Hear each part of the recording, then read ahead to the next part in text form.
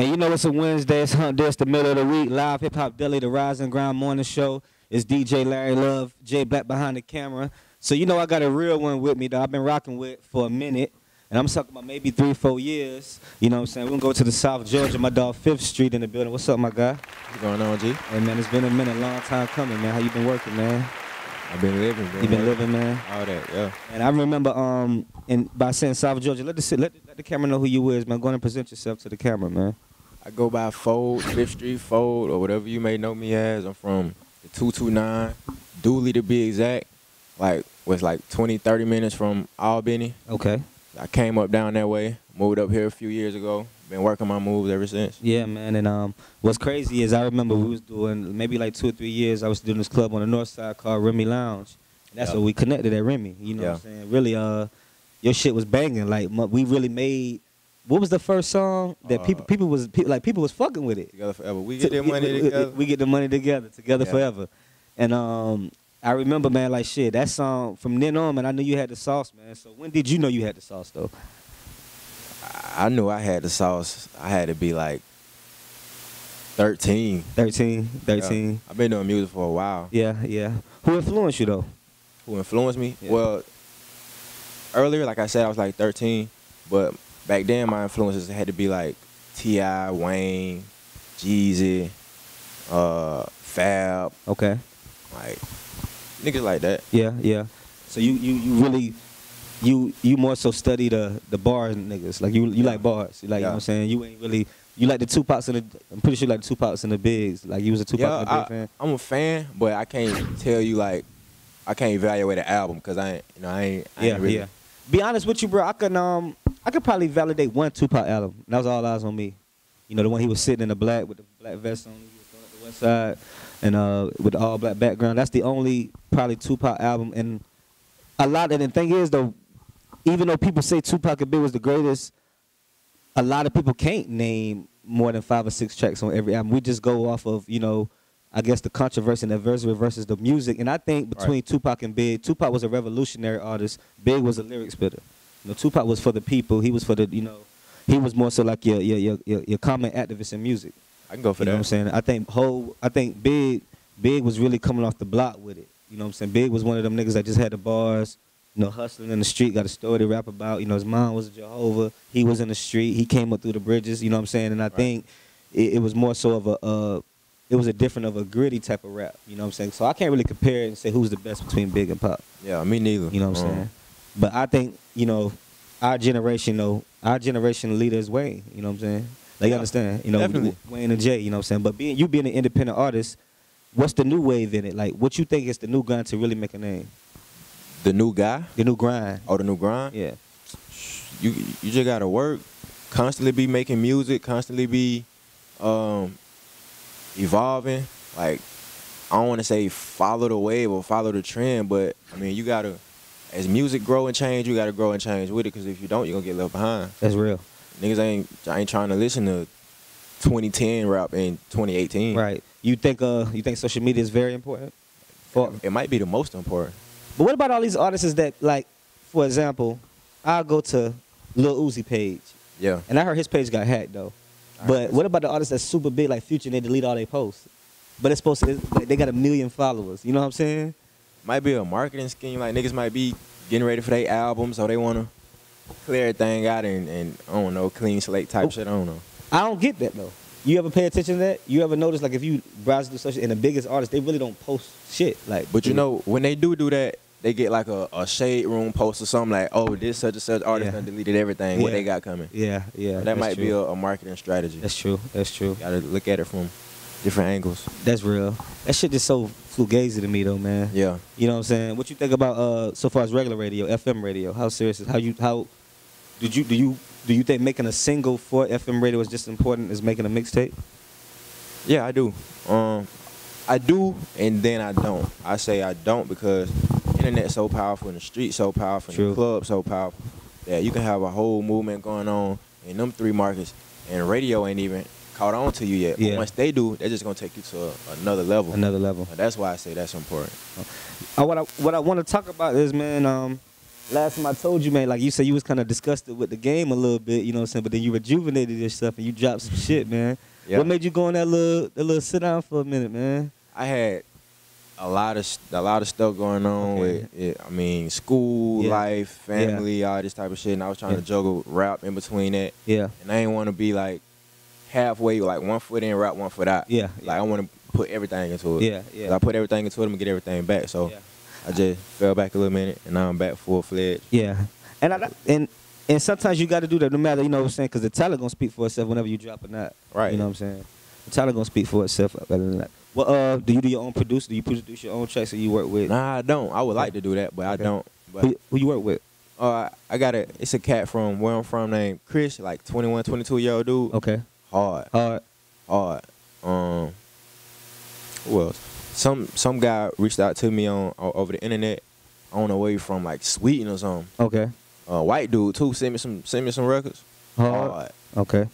So like I'm open to work with anybody. Whoever got hard music and they're trying to work, we can. Who's your favorite type of producer in the game right now though? Who style like, you know, it's a few niggas like I'm a start. I think I don't want to just be biased and say Zaytoven, like, you know what I'm saying, because Zay has been the number one. When you want that trap driven sound, you know. But I'm about to say Mike Will for me, man.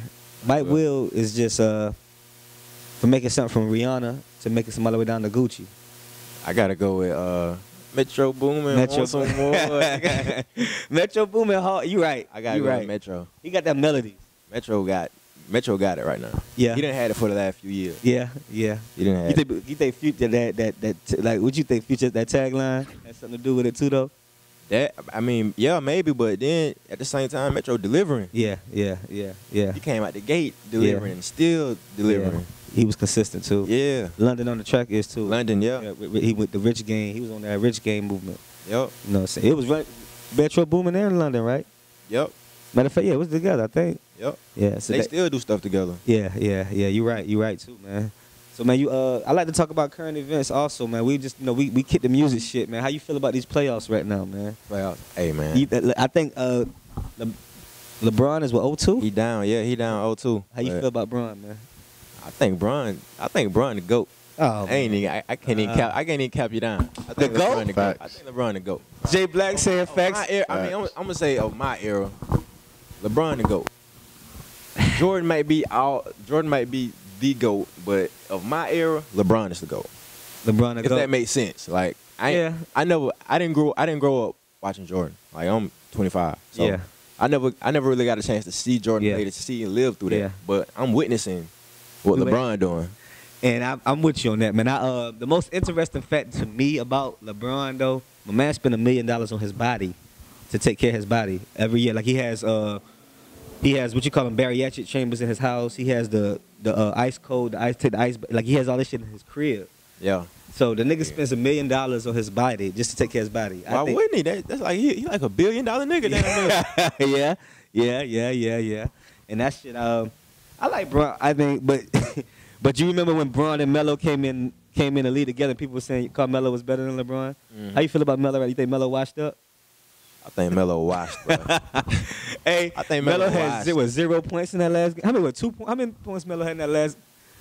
3. He ain't had shit. You know what, bro? You know, OKC shouldn't have got put up by no rookie, fam. Since we talking sports, thinking sports, they got put up by a rookie, Donovan Mitchell from Utah Jazz. Put Melo, Paul George, and Westbrook out the playoffs. That's crazy. You know what I'm saying?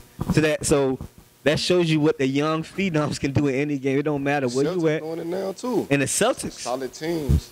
The Celtics, you know what I'm saying. I like talking sports, but speaking of sports and rap run together. You know, rappers want to be athletes. Athletes want to be rappers. You know what I'm saying? And speaking of that, could you see yourself performing right here across the street at the Hawks Dome? Hell yeah! Like that'll be on some halftime show shit. Like what? Asking you that? What you think your greatest achievement now so far as you being an artist? Like what you think you can see yourself achieving in the next 2 years on some real shit? Like what type of platform? If you really put that grind to it. Next 2 years, I'm thinking birthday bash. That's a good one. I think so too. And the hip shit about birthday bash is they have an outside stage and an inside stage. Right. I can see you starting on the outside stage. Right, exactly. Right. That's real. That's real, you know what I'm saying? It's all about the grind, man. You know what I'm saying? I think Atlanta radio scene, it's three major it's 3 stations here. Maybe 2 of them major later, like so far as major. But they hosted by the radio. You know, this birthday bash is hosted by Hot 107.9, man. Right. So we know we got to get one of them singles on there, man. We got to get one of them singles in rotation on there, man. We got to make it happen, bro. I got to put the gas behind that fire. Yeah. So you got any new music, any new mixtapes? What's your new project out right now? Because I know we was talking about that video last week. Is that on a new project or that was just a single? See, I'm in the process of figuring that out now. Cause with the video I put out, the intention behind that was to get people attention again. Okay. And it worked. So now I'm trying to figure out. I see you got a couple thousand views already. Yeah, it got like going on 7,000. Yeah, Jay, you gonna fuck with that video. I'm telling you. We gonna have to tie that video into this interview. I got a question for you. What up? And you talk about people getting people attention, and we was talking about the rappers earlier. Do you feel how do you feel you can get attention without doing gimmicks nowadays? Because good music kind of gets swept under the rug. That's true. I mean, I'm like, I'm one of the young niggas, but I ain't with some of the silly shit they be doing. So I'm the type of nigga where like I feel like your music should speak for you. Your music should get all the attention you need. Well, not all of it, because I mean, of course, other shit come into it, but you ain't got to do all the extra, and you ain't got to be doing all the crazy shit to get attention. But so you just let your music speak for you. Yeah, let your music speak for you. Build your connections. Maybe know a few internet niggas and a few YouTube niggas. And that'll get you the attention. Yeah. So you feel like building your core fan base is really the main thing? That's important. That's hard to do, but yeah, that's definitely the main thing. But you know why it's hard though, right? Because everybody already know you on a personal level. Yep. So you gotta understand, when you build them personal relationships with motherfuckers that you've been friends with for 5, 6, 7 years, from Facebook to via internet to via in person, a motherfucker feel like they already know you personally. They just wait to see what you gonna do. Right. So when they see you kind of catch that wave, then you gonna gather that support. So they always say it's good to go away from home and get that support and then bring it back. Right. You know what I'm saying? Then they'll take you more serious, I guess. Every time. That shit is 1,000%. I have never heard that fail yet. Every time an artist leaves where he from and go somewhere, maybe, say for instance, he's from here and he go across the country and make a name, get that notoriety, he go back home, he charging $1,000 a show just to come outside. Yeah. You know what I'm saying? That's these days. That's with no radio. So imagine if you tie radio into him and he go back home. Yeah. Now he going statewide. So you know what I'm saying? So that's why I always tell artists to leave where you from first, make it bang enough to the people, it's loud enough so the people back home can hear what it's talking about. You know what I'm saying? Mm-hmm. So that's natural respect. I gotta respect you now. You know what I'm saying? I gotta respect you. Left home and made a name, nigga. You ain't made it in your backyard. Yeah. You know what I'm saying? I remember a few years ago when Quan first surfaced, he used to always say like he ain't never catch fire in Atlanta first. Yeah. Like his first show was in like Tennessee or somewhere. Yeah. Yeah. And Atlanta started catching up to it. And I think the fact that this is Black Hollywood, bro. And it's okay. It's kind of like, you know, you got to go boundaries of Black Hollywood. Sometimes it depends on your dictation. Or you, like you said, like Jay Black said, half these niggas that's going viral, they doing something to create controversy. Right. You know what I'm saying? The biggest artist that I see right now in Atlanta that's making a song because it's behind her is Lil Donna with that Do Better right now. That Lil Donna Do Better is everywhere right now. And I say that because he's been working. Man, Lil Donna been working for a minute. Shout out to Lil Donna. I didn't talk to him a few times. We were supposed to have him up here a few times.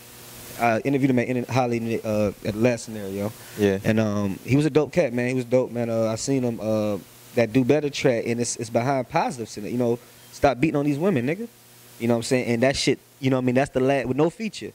That's the one where he like, your ass getting fatter, your edge is exactly. Growing. You know, man, my girl's playing that shit in the car, man. I'm looking at her. Why would you know what I mean? It's like almost like a female empowerment song. Yeah. So if you empowering these females, my nigga, like shit, that's organic. Yeah. That's organic. That record hard too. You know what I'm saying? That record hard. So sometimes you don't have to just be an ass on the camera. You know what I'm saying? Sometimes, you know, now I see the biggest thing in the news. I woke up, I'm seeing Jim Jones got beat up. Jim Jones got jumped at a show. Oh, I think I did hear about that. You know what I'm saying? And it's like, Jim Jones? I don't know what it show, like chased out by some Hispanics too. Like the whole squad and his squad. Like, and it's like, shit. You know, I'm a Jim Jones fan. I'm a fan, but it's like, he could use the same controversy and this shit in a week or two later promoting a single. You know what I'm saying? So sometimes you gotta take the bad. Yeah, you gotta take the bad promo with the good, but that's creating controversy. You see what I'm saying? It's also it's just the negative side of it. It's bringing that attention to you, like it's bringing that attention to you. So it's like, damn, you gotta get your ass whipped. Some people say no promo is bad promo. Yeah. So yeah, capitalize off of that ass whoop. Yeah. Try to sell a few records off of it, I guess. I mean, on some funny shit, yeah. You know what I'm saying? But I hate that the game is to that right now, though, man. It ain't like you said. I want to wait till the time that music is gonna speak for itself again. Yeah. I want the music to speak. I want people to get recognized off their music, and I think that's slowly coming back. I don't know, because after I heard that Nick Grant album, it's been some music coming out though. Lil Baby dropped yesterday. They say that was solid. They say Lil Baby shit solid. Jim Jones shit was solid. It's been some solid projects coming out. Like I'm like, okay, I'm impressed with. And these projects are coming out from major labels. Yeah. Nick Grant signed to Atlantic. You know what I'm saying? So I think, you know, if major labels really play a way how I think, it may attract a certain type of brand of music again. Yeah. Because a lot of niggas right now is on the independent wave. That's why so much bullshit out. Everybody independently. Because, you know, if you're trying to really sign to these major labels, they're not about to sub half of this shit out right now. But see, I done came up, like the past couple of years, everybody independent, and bad mouthing the label. So that shit got me thinking like having a negative feel toward a major label thing. But why? They gonna give you a bullshit deal, or they gonna lock you down to where you can't put out your music, or you got it. Now you can stay with your same situation. You can stay independent, but you can get a distribution deal. Yeah, but see, they got the internet is powerful, bro. You don't even. I ain't gonna say you don't need it, but they got different platforms on the internet where you can put your shit on there and they'll distribute it all the way from Spotify to Apple Music, whatever you need. Yeah. So, but that's with the labels. It give you that. That's why you got to go to the labels with leverage. You got to come to them with your numbers, and then when they come, like with the label, they got bigger connections. They got bigger relationships. Yeah. So that's where they gonna help at. Yeah. But it's like you got to come to them with leverage. Yeah. And that's I feel you. The past wave was been, you know, stay in the fuck. I never really got that wave about fuck a label. I get it about staying independent because you know so far as the money, but sometimes a label can put you on them billboards quicker than your pockets can. They can. You know what I'm saying? You know, shout out to the artists in Atlanta locally that I see that nigga Scotty ATL on the billboard. I fuck with that, man. You know, 2 Chainz got a billboard on Old National, and you know what I'm saying? But shit, you know, everybody not Scotty ATL, everybody not 2 Chainz, everybody don't have them. You know, everybody, them niggas been, Scotty ATL has been independently working for a minute. Yeah. He's on tour with Big Boy right now. Shout out to Scotty ATL. I seen that. He's on tour with Big Boy. He's going on tour with Big Boy. What you feel separates you as an artist right now? I think the content of my music right now, I feel like, man, the music I've been making lately, bro, I've been putting like my experiences, shit I've been going through, and sometimes like I can go back and listen to it and slick damn near tear up. Cause like shit is just so personal. Like I ain't never got this personal in my music like ever.